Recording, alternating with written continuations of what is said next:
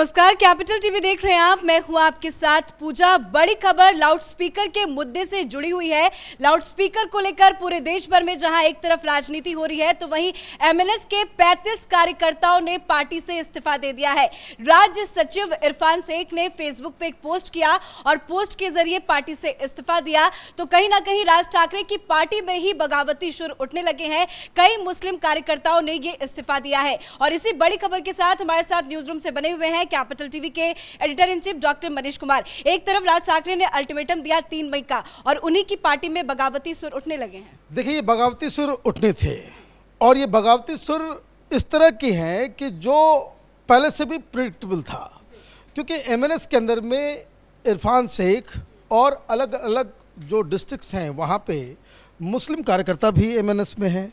और जब से ईद के दिन लास्ट डेट बताकर एक सो कह सकते हैं कि एक बयान उन्होंने दिया कि भाई 3 तारीख लास्ट दिन है जब मस्जिदों के ऊपर ये लाउड स्पीकर का इस्तेमाल होगा, और ये तब नहीं उठा तो हर जगह हनुमान चालीसा का पाठ होगा। और मैं आपको एक अपडेट दे दूं, मैं आऊँगा इस खबर पे कि 10,000 लाउड स्पीकर के ऑर्डर ऑलरेडी भेजे जा चुके हैं, और मुंबई में इस वक्त बताया जा रहा है कि 500 लाउड स्पीकर का डिलीवरी भी हो गया है।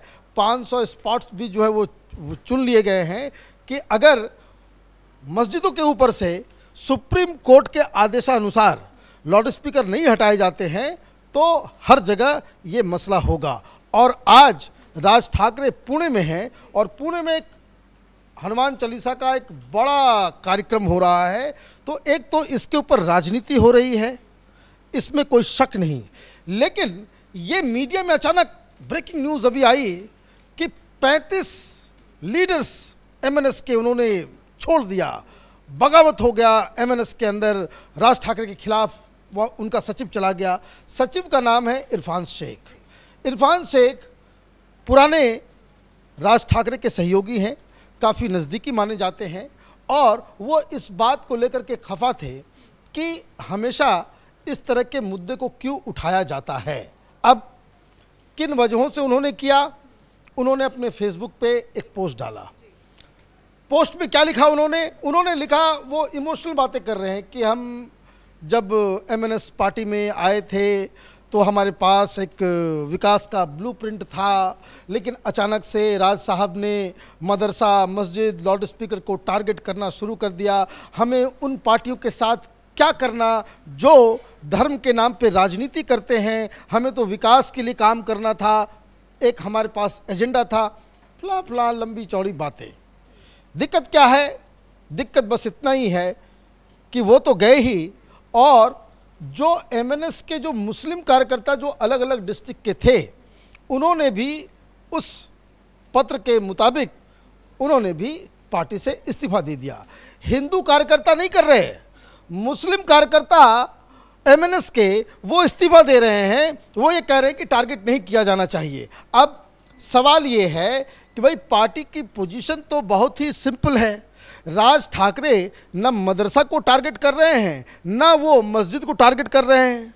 कैपिटल टीवी जो लोग लगातार देखते आ रहे हैं, मैं बार बार इस बात को कहता आ रहा हूं कि राज ठाकरे वो मस्जिद, मदरसा उनके सामने नहीं है।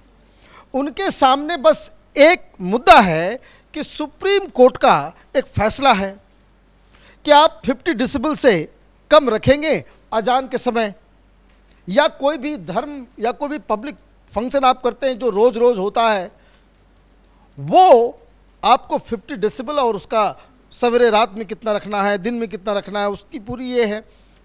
तो वो सरकार से सवाल कर रहे हैं, मदरसा और मस्जिदों को टारगेट नहीं कर रहे। वो सरकार को कह रहे हैं कि आप सुप्रीम कोर्ट के इस आदेश को लागू करें, और अगर आप नहीं करते हैं, अगर आपके नाक के नीचे सुप्रीम कोर्ट के आदेश की अवहेलना होगी तो हम भी वैसे ही अवहेलना करेंगे, और उसके बाद देखेंगे कि आप हनुमान चालीसा वाले को जेल भेजते हो और अजान वाले को इनाम देते हो या क्या करते हो। तो ये एक पॉलिटिकल फाइट है, और ये पॉलिटिक्स इसलिए हो रही है क्योंकि बीएमसी का चुनाव है।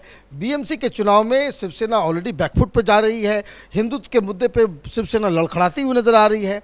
तो ये एक मुद्दा बना जिसकी वजह से ये सारी चीज़ें हो रही हैं। इरफान शेख अपने आप को मराठा मानुस और देशभक्त बता रहे हैं। क्या उनका बयान आया कि जब हिजाब को लेकर के इस देश में तो कोई बैन नहीं था, लेकिन उसको लेकर के राजनीति हो रही थी, तब उन्होंने कोई बयान दिया? वो सामने आकर के उन्होंने क्या कहा कि भाई ये जो बच्चियां हैं उनको हिजाब पहन के नहीं, वो हिजाब का जिद छोड़ना चाहिए। आप विकास की बात करते हो, आप मुस्लिम महिलाओं के साथ आप खड़े थे कि भाई आप हिजाब को लेकर के ये तो पाबंदी आप खुद ब खुद कर रहे हो। लड़कियों की का भविष्य जो है वो चौपट हो रहा है कुछ कट्टरपंथियों के चक्कर में कि भाई हिजाब पहन करके हम जाएंगे, अदरवाइज कितनी बच्चियों का एग्ज़ाम छूट गया। क्लास 10 का एग्ज़ाम वो जो प्री बोर्ड एग्ज़ाम होता है वो नहीं दे पाए। अब उनको वो सब प्रॉब्लम, उस समय तो इरफान शेख ने कुछ नहीं कहा। अभी अचानक से जब अजान का मुद्दा आया तो वो अपने आप को एक विकास के लिए आप मनसे के साथ थे, इस तरह की बातें आप कर रहे हो। तो ये मुझे लगता है कि अंततोगत्वा इस कहानी का सार यही है कि आप जिस हिसाब से एक गलत चीज़ के साथ हो वो बार बार उस चीज़ को आप देखिए कि ये कहने में बुरा लग रहा है लेकिन कहना पड़ेगा कि भाई आपने बता दिया कि भाई आप पार्टी कार्यकर्ता बाद में हो, राजनीति आपके लिए बाद में है, आप देशभक्ति बाद में है। आपके लिए ये जिद जो है वो ज़्यादा इम्पॉर्टेंट है कि सुप्रीम कोर्ट के आदेश के खिलाफ मस्जिदों के ऊपर से भोंपू चलता रहे। This is not done. लेकिन जिस तरह से एक साथ 35 कार्यकर्ताओं ने एमएनएस के लेटर हेड पे इस्तीफा दिया है, उसको देखते हुए राज ठाकरे को कितना बड़ा झटका? कोई झटका नहीं। 35 गए हैं तो 35,000 आएंगे। ये मुद्दा ऐसा है, ये मुद्दा ऐसा है। मैं बार बार कहता हूं कि जब भी इस तरह के मुद्दे आते हैं, तरबूज छुरी पे गिरे या छुरी तरबूज के ऊपर, कटना तरबूज को ही है। दिक्कत क्या है कि ये एक बहुत ही क्रूशियल जंक्चर पे महाराष्ट्र की राजनीति आ गई है। एक तरफ शिवसेना अपने आप को सेकुलर बता रही है तो वो एक हार्डकोर राइट, जिसको कह सकते हैं कि हिंदूवादी वोट का एक वहाँ पे एक स्पेस है। ये मत भूलिए कि शुरू से ही चाहे वो आरएसएस हो, चाहे वो सावरकर हो, चाहे वो गोडसे हो, ये सारे लोग ये महाराष्ट्र से आते हैं। एक वहाँ पे इसको कह सकते हैं कि अल्ट्रा राइट राजनीति का भी एक स्पेस है। बाला साहब ठाकरे जिसको रिप्रेजेंट करते थे, वो स्पेस शिवसेना छोड़ रही है। somebody will take that space। वही स्पेस राज ठाकरे अपने पास खींच रहे हैं। तो ये 35 जाने से कोई फ़र्क नहीं पड़ता। ये 35 पता नहीं कि वोटिंग वो मनसे को करते होंगे या नहीं करते होंगे। वो बीजेपी के खिलाफ, मोदी के खिलाफ वोट करने के लिए वो कांग्रेस को वोट देते होंगे या एनसीपी को वोट देते होंगे, ये भी कोई सर्टेनिटी नहीं है। लेकिन खैर, मीडिया में इस चीज़ को प्रसार किया गया। अब एक और इम्पॉर्टेंट पहलू मैं बता दूँ, राजनीति हिंदुस्तान की ऐसी है कि जब इस तरह की गड़बड़ियाँ होती है कि मुद्दे के ऊपर जो है आप इस तरह का मास रेजिग्नेशन करते हो, ये करते हो, वो करते हो, कौन कहाँ किसके साथ सेटिंग कर ले, कौन कहाँ किसके साथ बिक जाए, कौन कहाँ अंडर प्ले कर जाए, दूसरे के इशारे पे इस तरह का फैसला ले ले, ये कहना बड़ा मुश्किल होता है। और इसलिए राजनीति में जो लोग हैं वो अपने हित पे ज़्यादा फोकस करते हैं, अपने सेल्फ इंटरेस्ट में कि कहाँ उनका महत्व जो है वो ज़्यादा है, कहाँ उनकी साख जो है वो कहाँ उनको फ़ायदा होने वाला है। तो वो उस हिसाब से हिंदुस्तान में राजनेता फैसला लेते हैं। मुझे लग रहा है इरफान शेख का केस वैसा ही है कि अगर इस तरह की राजनीति अगर मन से करती है, वो हार्डकोर हिंदुत्व का जो स्पेस जो शिवसेना छोड़ रही है उसको अगर राज ठाकरे फिल कर रहे हैं, राज ठाकरे उस तरफ जा रहे हैं, तो इनकी पोजीशन जो है वो जेपटाइज हो जाएगी। ये ना घर के रहेंगे ना घाट के रहेंगे। जिस तरह से राज ठाकरे अपने जिद पे अड़े हुए हैं और हनुमान जयंती के मौके पर वो हनुमान चालीसा का पाठ भी करेंगे, तो शिवसेना की तरफ से एक बयान आया है कि राज ठाकरे महाराष्ट्र के ओवैसी हैं। भाई महाराष्ट्र के ओवैसी तो उनको कैसे आप कह रहे हो? आप कभी कहते हो भाई बीजेपी के भोपू हैं, बीजेपी का बी टीम है, कभी आप कहते हो कि महाराष्ट्र के ओवैसी हैं। बहुत प्यार हो गया भाई इनको ओवैसी से। ये क्यों नहीं शिवसेना के लोग बताते हैं कि इनके यहाँ भी एक अब्दुल सत्तार हैं, मंत्री हैं शिवसेना में। वो हिंदूवादी पार्टियों के साथ एक भी दिक्कत है ना, एक दो मुखौटा रखते हैं साथ में मुस्लिम लीडर्स के। तो शिवसेना में अब्दुल सत्तार भी है। वो ओवैसी की पार्टी के एमपी के साथ औरंगाबाद में स्टेज पे वो क्या भाषण दे रहा था कि मेरे दिल के अंदर तो हरा ही हरा है, शिवसेना का सिर्फ हमारा झंडा जो है वो भगवा है। तो ये ओवैसी के लिए बारे में तो खबर ये भी आई थी कि वो भी इस अघाड़ी में शामिल होना चाह रहा है। शिवसेना ने बाद में सोचा कि भाई ये बीएमसी चुनाव हम हार जाएंगे, ये राज ठाकरे पीछे पड़ जाएगा, तो लोग बोलेंगे भाई ओवैसी और उद्धव ठाकरे एक साथ आ गए एनसीपी के। अब ये समझिए, जो लोग नवाब मलिक जैसे लोगों को डिफेंड कर रहे हों, जो लोग दाऊद इब्राहिम उसके डी कंपनी उसके गैंग के साथ कारोबार करने वाले लीडर्स के फेवर में बयान दे रहे हों, जेल जाने के बाद भी नवाब मलिक का इस्तीफा नहीं ले रहे हों, उनको ये ओवैसी, ये बी टीम, ये सी टीम, ये बोलने का अधिकार वो ऑलरेडी वो ख़त्म कर चुके हैं। तो इसलिए ये लड़ाई आगे चलती रहेगी। एक आखिरी सवाल मेरा आपसे है कि जिस तरह से महाराष्ट्र से ये राजनीति शुरू हुई लाउड स्पीकर को लेकर, अब वो धीरे धीरे पूरे राज्यों में फैलती नजर आ रही है। उत्तर प्रदेश में भी इसको लेकर हंगामा हो रहा है। तो क्या लग रहा है, राजनीतिक पार्टियों को एक नया मुद्दा मिल गया है? देखिए, जब उडुपी के एक स्कूल की घटना, छोटी सी घटना कि 5 लड़कियों को हिजाब बिना स्कूल में एंट्री देने की बात शुरू हुई, वो मुद्दा नेशनल मुद्दा बन सकता है, तो लाउड स्पीकर क्यों नहीं बन सकता? ऐसा नहीं है। देखिए, आपको दूध का दूध, पानी का पानी करना होगा। You have to call spade a spade.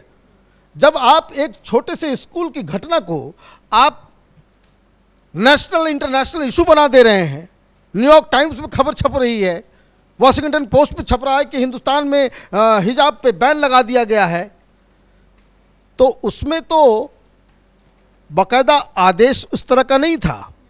यहाँ तो सुप्रीम कोर्ट का आदेश है कि भोंपू नहीं चलेगा, ये जो डेसिबल है उसको कम करना पड़ेगा, रात में आप नहीं लाउड स्पीकर का इस्तेमाल कर सकते। तो ये मुद्दा बन रहा है, तो उसमें कोई आश्चर्यजनक की कोई बात नहीं है। नहीं मुद्दा है तो ये मुद्दा बनना भी चाहिए, क्योंकि एक चीज़ समझ में आनी चाहिए कि अगर सुप्रीम कोर्ट ने ये कहा है कि भाई पब्लिक वर्शिपिंग अगर आप करते हो परमिशन ले लो, परमिशन तो रोज़ लेते नहीं हैं आप। सुप्रीम कोर्ट ने कह दिया कि भाई अगर मंदिर में भी अगर कोई भजन हो रहा है तो उसका डेसिबल ये होना चाहिए, तो सब लोग उसका पालन करें। इसमें हिंदू मुसलमान की बात ही नहीं है। सुप्रीम कोर्ट ने ये फैसला दिया है, वो फैसला वो साउंड पोल्यूशन को लेकर के है। अब उसको आप लागू कराने के लिए अब आप उसमें हिंदू मुसलमान जोड़ दें, आप उसमें राजनीति जोड़ दें, तो वो अलग कहानी है। लेकिन मेरी बात बिल्कुल ही साफ है, अगर हिजाब एक स्कूल की घटना वो एक इंटरनेशनल इशू बन सकता है, लाउड स्पीकर बन रहा है, इसमें कोई बुराई नहीं है। बहुत बहुत शुक्रिया अपडेट देने के लिए। तो लाउड स्पीकर को लेकर जमकर राजनीति पूरे देश भर में देखी जा रही है। राज ठाकरे ने ये मुद्दा उठाया था, राज ठाकरे ने ये बयान दिया था कि अगर लाउड स्पीकर नहीं हटाए जाएंगे तो वो बगावत करेंगे, और यहाँ तक कि उन्होंने 3 मई का अल्टीमेटम भी दे दिया है कि 3 मई तक मस्जिदों से लाउड स्पीकर नहीं हटेंगे तो वो मस्जिदों के बाहर हनुमान चालीसा करेंगे। तो उनके इस बयान को लेकर ही उन्हीं की पार्टी में बगावत देखने को मिल रही है। 35 कार्यकर्ताओं ने इस्तीफा दे दिया है। अब देखना होगा कि इसके बाद और कितने इस्तीफे आते हैं और राज ठाकरे का कौन कौन समर्थन करते हैं। इस बड़ी अपडेट में मेरे साथ फिलहाल इतना ही। कैमरा पर्सन अशोक के साथ मैं पूजा, कैपिटल टीवी।